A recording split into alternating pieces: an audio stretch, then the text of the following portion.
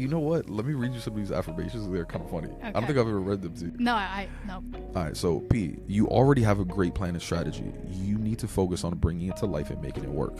That's a big affirmation. These white European and Yale, Harvard motherfuckers ain't outworking you. My God. That's number 2. And then it just, gets a little calmer. Prove to yourself that you can execute. Do you see the range that you just went on?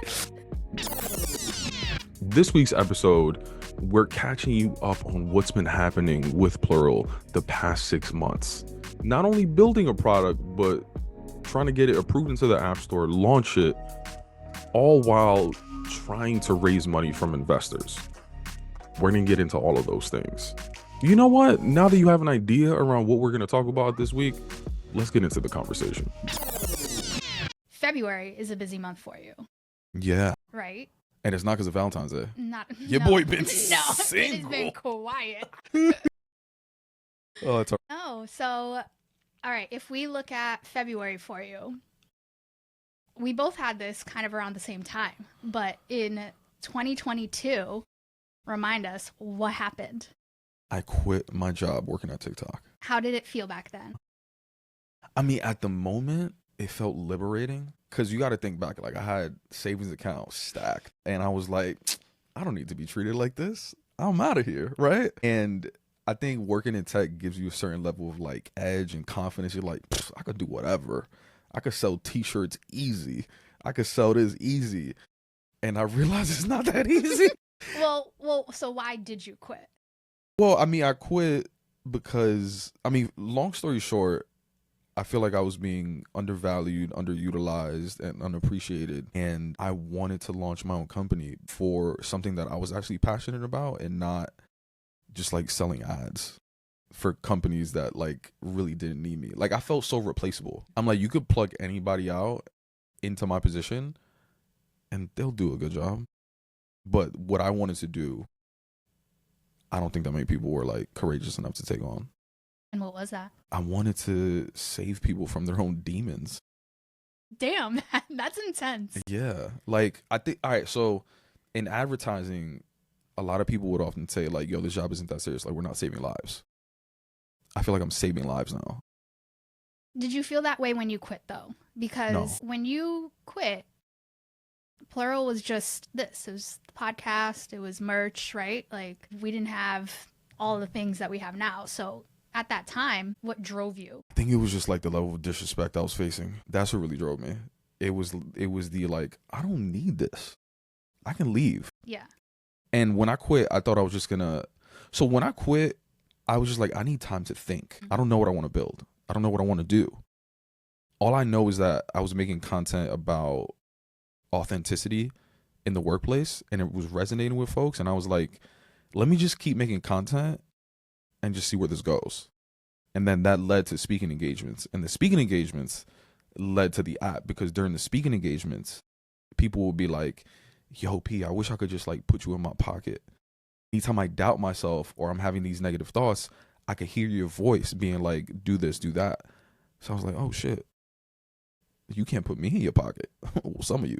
Terrible. But what you can't put in your pocket is a phone. I was like, what if I can create a technology that can give them that reassurance and that confidence because I'm not always going to be there. Right. Yeah. So how did that actually come to be? Like, I remember when we were talking about this and going through all the different ways that this app could go. What made you decide, like, this is the path? Because I feel like I see some through lines on how you got here, but for you, what was that moment for you? I had to think about my own behaviors and just things that I've done in my life and like what has worked for me. So when I was in therapy, one of the biggest things that I realized was that like I was just creating stories in my head. Like, I remember I was talking about work to my therapist, and at the end of the story, my therapist was like, well, like, how do you know it's gonna happen like that? I was like, what do you mean? It's obvious. Like, of course she's gonna be like this and that. And she was like, you know, you just created a story in your head. And I'm like, bitch, you right. That's such a powerful statement too. Like, in therapy, I've learned that, like, the story I tell myself is Yeah. to try and like get yourself out of it. Right. So, first of all, when I got to therapy, it was because I was at a point in my life where I was ready for it, Mm-hmm. and they were paying for it, right? But then I thought about it. I was like, there's so many people out there that They as in work. they hasn't work. But there's so many people out there that don't want to pay for it. And if they could afford it, or if their company pays for it, they're not going to go to it because of the stigmas that are out there. So I was like, as I'm thinking about my therapy experience, I was like, oh shit, light bulb. But then the other part was going to these speaking engagements. And when I was talking about authenticity in the workplace, I realized that after, when people are like, oh, what else can I do? I was telling them to go to therapy. But then there was a disconnect because I'm telling people to go to therapy, but they don't want to go to therapy. But then I know how powerful therapy is. And I was like, oh, what if I can create an app that will meet people where they are? And that was kind of like the original thought process around it. Yeah. Yeah. But then I had to think about like, well, shit, I can't build an app. I'm not a technical co-founder. Like, how do I fund this? Yeah. Yeah. So then, as you're thinking about how to actually bring it to life, though, right? You went through a lot of kind of market study first, right? That's right. You spent a lot of time doing your due diligence to figure out. Not due diligence. Excuse me. Listen. To figure out, would this even work? Because I think there's a component too that I feel like you skipped over, which is the journaling aspect of it, right? Because you're a big person who like journals a lot, right? Every day? Yeah. How often do you miss? I mean, it's rare. It's really embedded into your day to day. So I feel like this app is a marriage of the benefits that you've gotten from journaling with the insights and benefits that you've gotten from therapy. And you sort of married the two, but it took a lot of kind of figuring out what do people actually want and need. Because let's face it, when you talk about therapy within our community, it's still stigmatized. Yeah. Right? Like a lot of people aren't talking about it. So how did you go through that process? Yeah. So I did tons of essentially like one-on-one conversations, which fancy word, call it focus group. But I just scheduled time with like everybody that I knew that was either into journaling as I was, into therapy, or neither, and try to figure out why. But in the midst of the questions, I figured out like I asked questions like, do you have any way of tracking your emotions these days? And people were either like, no, but I would if I had something to do it, or two, the only way for me to track my emotions is by journaling. So that's interesting. So the people you were talking to were journaling as well. Some of them, yeah. But everyone that said that they tracked their emotions, they said they did it through journaling. Okay. But then I asked the people that journal, I was like, what don't you like about journaling? And they were like, well, I never reread my journals. I wish I can get some insight into my journals. Like, I wish I can get like a Spotify Wrapped report. Do you reread your journals? Hell no. I don't even read books. You think I'm gonna read my own shit? Oh my God. I reread my journals. Good for you. I like going back, like, okay, this time last year, what was going on? So I look back and reflect, and, you know, I'm not as diligent as you, but at least in the general time, and it's like, you know, this was happening or that was happening. So my friend, shout out to Frenchie, she actually has journals from like 16 years old. Way back, probably even younger. And she has a daughter. Oh, that's so interesting. If her daughter, let's say her daughter's like 17 or 18 and she's going through something in life, like there's an idea of like, mom, you don't know what I'm going through type shit, right? She'll literally give her daughter her journal from 17 years old and be like, oh, you don't believe it? Read it. Crazy. I'm like, that's like fire. That. I like that. I never would have thought of it as like a parenting tool. Yeah. And it's a way for them to bond, but also to get like empathy on like, oh shit, my mom's a human. Yeah. But also, excuse me, because I also have journals from when I was in middle school and really? And oh God, that's cringy. Like, think about you as a high schooler. Yeah. What you would. Oh God, no. I don't want to look that far back. I delete my journals because I write on iPad now, or used to, and I've deleted them before for no reason. I'm just like, eh. And just like, you delete all of them after a certain time, or just like an entry here and there? I've deleted like full on. I've deleted a bunch of them. One day I just like cleared everything. That's so interesting. Yeah. Okay. but anyway, that was one insight. I forget what some of the other insights were. So there was like a group that were like journalers, but then there was a group that like didn't journal, but they went to therapy. And again, I saw problems with that. It was like, well, I only see my therapist once a week. I wish I could see them more often, but it's really expensive. Or when I change insurance, then I have to like break up with my therapist, and it just becomes like so confusing. So they were just like little things that people were saying where I was like, there's an opportunity here. Yeah. So at the point then that you're like, okay, I'm going to build an app and it's going to be something that has to do with therapy and journaling. When was that? Because it was very vague. Yo, and that's the wild part, is that it continues to be vague. You feel? Yeah, like I have direction or an idea around where things are going, but you kind of don't really know. Like, you're just figuring the shit out.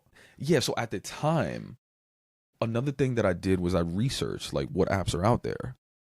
And I'm not going to name the app that I found that you told me about, that I was like, "Ooh, this is a start." Yeah.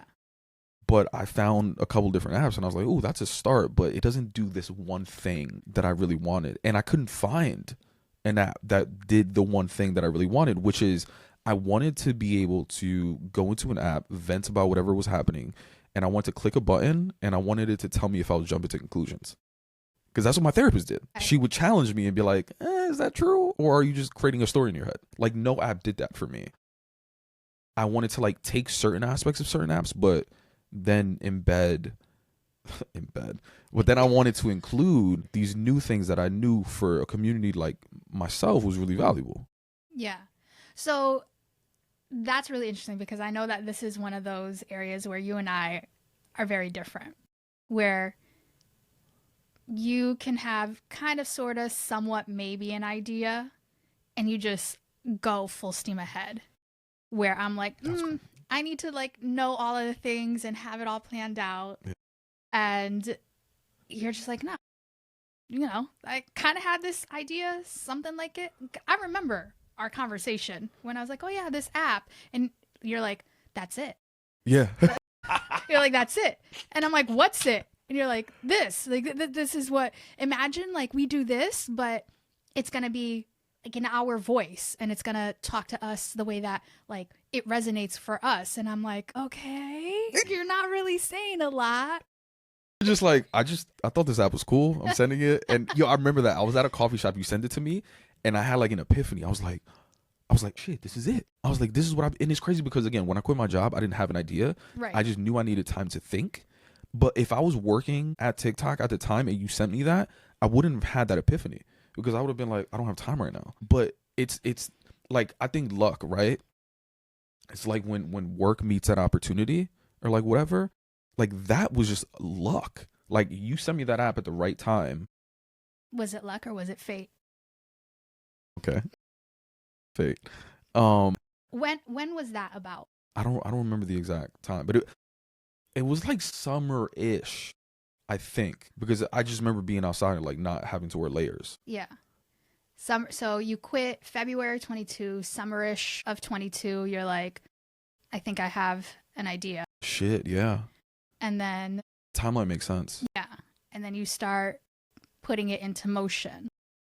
That's when I started doing the research. Mhm. That's when I started having the focus groups. And then after the focus groups is when I started reaching out to folks to be like, can someone design this for me? So before you can build it, you got to tell the people that are going to build it what the hell to build. So I needed somebody to like, it's called wireframes, but essentially like draw sketches. Not really sketches, but like draw out what the app will look like, The function framework, like yeah. in the framework, The outline. so that then someone can build it. I don't know those people. And if I didn't know those people, I had to go find someone that was going to do it. So I just started asking around like, who can do this for me? Mhm. And I didn't even do that much research, I'm be honest. Like, it's not like I interviewed like dozens of agencies. I spoke to 2 agencies. And the one that I went with was a recommendation. And that's what I went with. And we started building it. And so Yo, but even they was confused. It was like, wait, what do you want to build? I was like, let's figure this out together. we're in this together. Yeah. And so that was about when that you started with the agency. That's a good question. Maybe I don't know. Maybe like January? Well, should we call it February 23? Oh, God. Sure. All right. Yeah, I don't know. I have to look back. That's interesting. So you started with them, and then because you don't have a technical background, you don't have to look so disappointed about it. No. The way you put your head down, but in search of a technical co-founder, potentially. I am in search of a technical co-founder. Yeah. So you start working with the agency to develop the app. That was February of 23. So what did that year look like? So although there was a level of like excitement and giddiness and like shit, like what's about to happen, right? Like I think my life is about to change. There was also like, I gotta spend some dollars to make this happen. And I knew that it wasn't gonna be the first and only time that I had to spend money on this to make it a reality. So I started questioning. I was like, at what point do I stop spending money? How much money am I willing to put up? And I had a savings account, but I was like, I mean, worst case scenario, I can fall back on my 401k. That shit too. Eventually I cashed out all my 401k, my savings. That was February of 24, by the way. February of 24, I cashed out my 401k. So like that year was like a lot of excitement, but also just like questioning, like, am I doing this? Am I on the right path? Before we get into that, let's take a quick break and tell you about Plural. We created the app to help you stop jumping to conclusions. That's right. It's very simple. You just vent, click one button, and we'll help you identify and overcome the limiting beliefs that you're holding on to.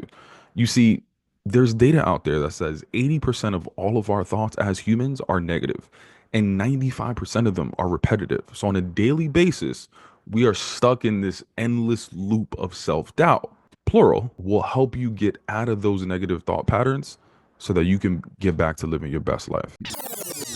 Because the thing is, like, you build it and you did all the research, but then you got to show people what you built and be like, is this what you were looking for? Mm-hmm. And they could be like, nah. Right. And then I'm like, oh, fuck. You know, tens of thousands of dollars out. So was your plan to just always fund it yourself? Or was there a point, at what point were you like, I need to, or I want to raise capital for this project?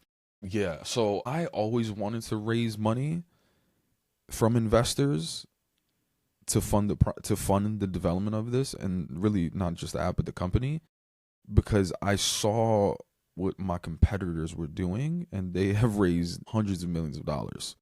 So I'm like, if I'm going to compete with them, like it's not impossible, but it's going to be really difficult to do it just with my savings and 401k. Mm-hmm. You know, like you got to think about, like, money helps you move faster, right? In hiring, in marketing, in building a bunch of different things. So I've always wanted to do that. I don't remember when I started, but probably around the time when I cashed out my 401k.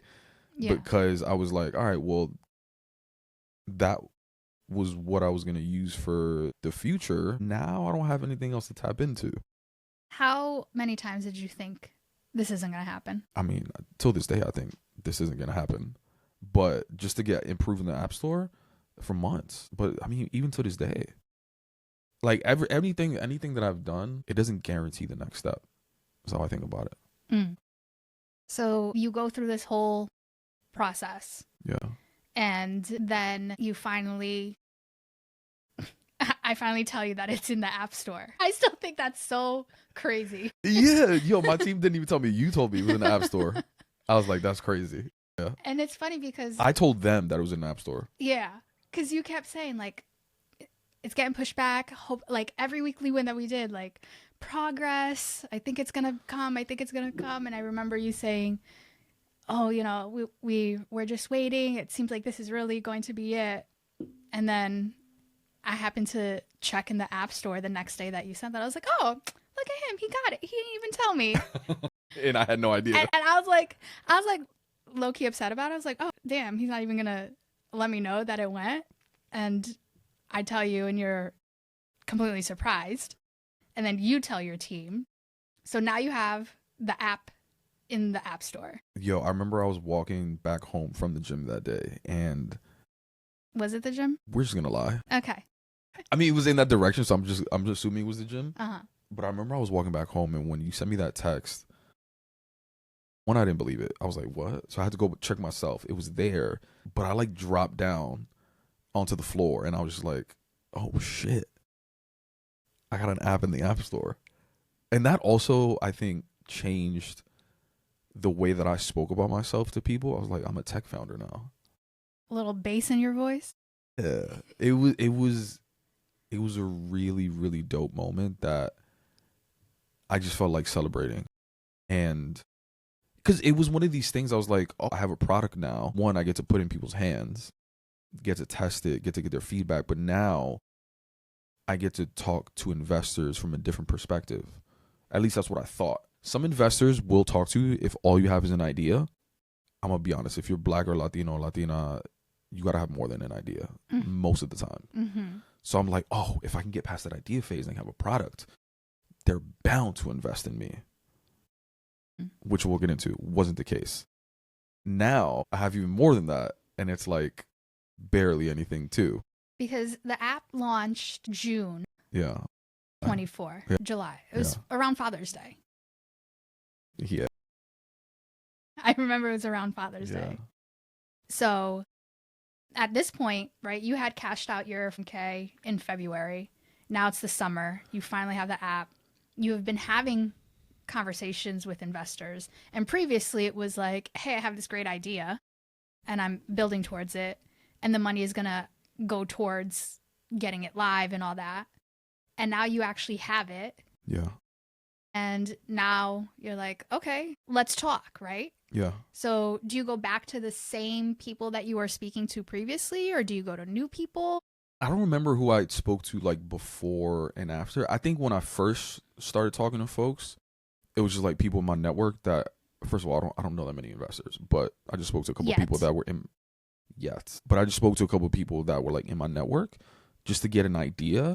But then I just did my research and looked at like what investors invest at my stage of company, at this early stage, which a lot of people call pre-seed. And I just started like going to the website, looking at their application and just filling out an application, which a lot of folks tell you not to do. They tell you to do like warm introductions, which is like have someone that knows them, mutual connection, and have them make an introduction.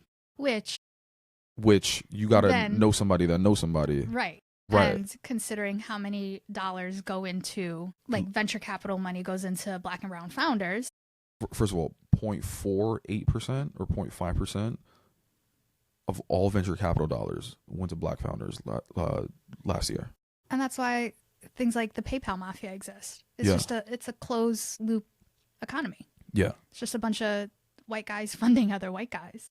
So how did you feel with that stat? Like knowing how bad the odds were stacked against you. Did it deter you? Did it motivate you? Did you not think about it? At the time, early on, like before I got my first or the next 30 plus rejections, at the time I was like, I'm different though. Like I've worked at some big companies. I actually have got a product that's working. I didn't think that much of it. And also like I've always been like a low statistic wherever I went. Like when I went to Northeastern, low statistic. When I got into Facebook, low statistic. Director at TikTok, low statistic. You know what I mean? Like, were you always aware of it, or was it a situation of ignorance is bliss? Of being a low statistic everywhere? I was aware of it. Yeah, I was very aware of it. That said, this is the lowest statistic I've seen though. 0.5, not even 1%. That is crazy. So this is probably like the lowest minority group that I've been a part of. I don't know a better way to say it, but I didn't think too much of it until I started having more off the record conversations with investors, realizing why they weren't investing in me. What kind of feedback did you get? Well, listen, I applied to like, I'm not gonna say 100, probably less, but maybe like 50 opportunities. I didn't hear back from all of them, but I did get about 30 or so emails back of like, you've been rejected, essentially. You know, they say it in a nicer way. And to this day, I don't know if it's just like an automated email or if like they actually wrote it. I want to say it's just an automated email. So, but I did. A copy paste. Like, it's a no for me, dog. I'm sure. But I did copy and paste those rejection emails into a document that I use for my morning routine. Tell me about it. I still can't believe that you do this. So in my morning routine document, it's just like, it's like coffee, journal, go outside. And then I have some positive affirmations. And then under that, I have investor rejection emails. And I just copy and pasted like all of the ones, like everything that people have said. Yeah. Yeah. I'm just going to read it for you. Is it an Excel doc or? It's not. It's a Notion doc. Squeeze me. Yeah. Go ahead. So at first I was using it as motivation, but the more I would read them, I was like, this shit is kind of depressing. Duh. So I stopped reading it. You should have like done the positive sandwich and done the affirmations before and after. You know what? Let me read you some of these affirmations. They're kind of funny. Okay. I don't think I've ever read them to you. No. All right. So P, you already have a great plan and strategy. You need to focus on bringing it to life and making it work. That's a big affirmation. These white European and Yale Harvard motherfuckers ain't outworking you. My God. That's number 2. And then it just, gets a little calmer. Prove to yourself that you can execute. Do you see the range that you just went on?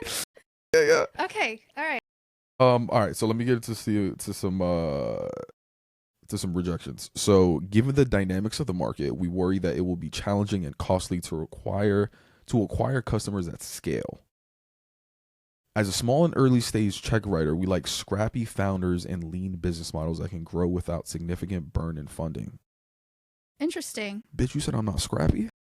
Like, your whole life has been scrappy. How do you think I got here?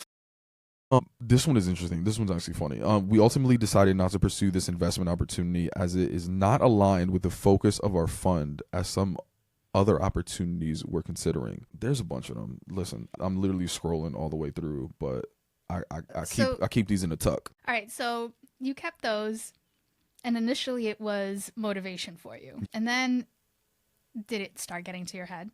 Yeah, all right, this is the way I say it. Like, imagine you go out dancing, right? And you feeling yourself. You got the best fit on, hair, makeup did, nails did, everything did, right? And you go out, you're like, hey, what's up? You want to dance? They're like, oh, no, I'm a little bit, I'm like, oh, cool. Yo, you want to dance? Oh, no, I'm good. The next one, you want to dance, somebody looks back, like, gives you one of those, like, hideous look. I'm like, God damn, this club is trash, right? You're like, it's probably this club. Go to the next club. Same thing happens. Eventually, you're like, am I ugly?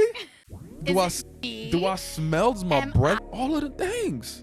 Yeah, you start wondering, like, am I the problem? Yeah. And then you talk to, like, so the most interesting investor call that I've had, and it wasn't even a call, it was like a off the record conversation, but I've heard this multiple times. Investors would brag about these white kids, I'm gonna call them kids because they're like 21, and for dropout, all of these sort of things. Like, why are you bragging that you just invested about in like these 2 white dudes that just like dropped out of Stanford? They're looking for the next Mark Zuckerberg. In fact, I've heard the investors say this might be the next Mark Zuckerberg. They're not even building the same type of company, like so many differences, but they're looking to match a pattern of what a billionaire founder looks like. But the only reason I don't look like them is because you haven't invested enough in us to give me an opportunity to look like that. You feel me? So that's what I realized. I was like, it doesn't matter how much traction you have. It doesn't matter what the company you're building is, how many lives it can impact, how much is working. They're looking for a specific type of person and look, unfortunately. So why'd you keep going? Wow. I kept going. Yo, that wraps up another episode of the Plural Podcast. If you enjoyed this episode, please do us a favor. Leave a rating and a review wherever you're listening. It's going to help make sure that people find us and hear these stories so that we can finally redefine professionalism.